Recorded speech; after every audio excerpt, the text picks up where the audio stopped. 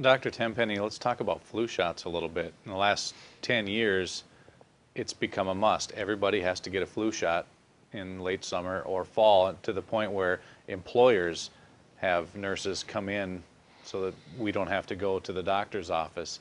And the flu shot is different every year, and you know, we hear it's the best guess as to what might be the popular virus this year. Doesn't sound very scientific, very does scientific, no. It's not. And even the CDC says it's a educated guess at best. And they pick 3 viruses every year that go into the flu vaccine. The process starts sometime in January. And how they pick those 3 viruses, that they look at what was the most prevalent virus in circulation in Southeast Asia last year. The trade winds carried across to this country, and those are the ones we're going to pick. All right. And in the flu vaccine, they give 2 strains of influenza A and 1 strain of influenza B.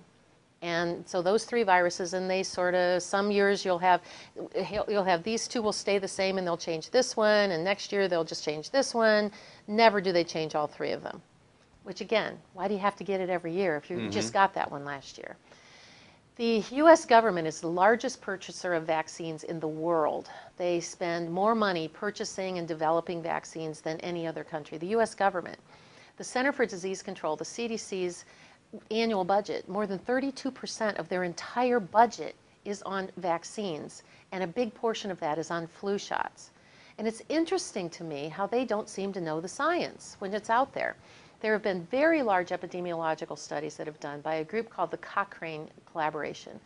They are a scientific think tank group that what they do is they do a review of a literature in a silo of information, which means when they reviewed the flu shots, they looked at every single study that had ever been published about influenza vaccines, including 17 studies they translated from Russian. I mean, just to be totally complete, they looked at all of it. And after they did, and they've done this twice, they did it in 2004 and they did it again in 2006. And both of those reviews came to the same conclusion, was that looking at all of the information, that marketing of influenza was a much more successful thing than actual protection of the vaccine.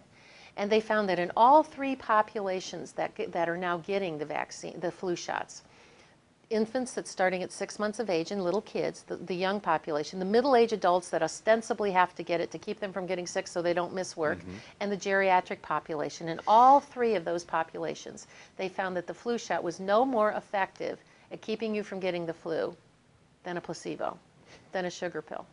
But yet, many people are injured by that vaccine. At least 70 people a year can contract Guillain-Barré syndrome, which is a permanent paralysis. It can cause a permanent disability in the arm. It can cause seizure disorders. It can cause a litany of types of health problems that employers are unaware of. They look at flu shots like it's a vitamin shot. Like, come on in, it's good for you. Come in to CVS and get your shot, because it's like coming in and getting a B12 shot or something that's going to boost you up and make you better. And nothing could be farther from the truth.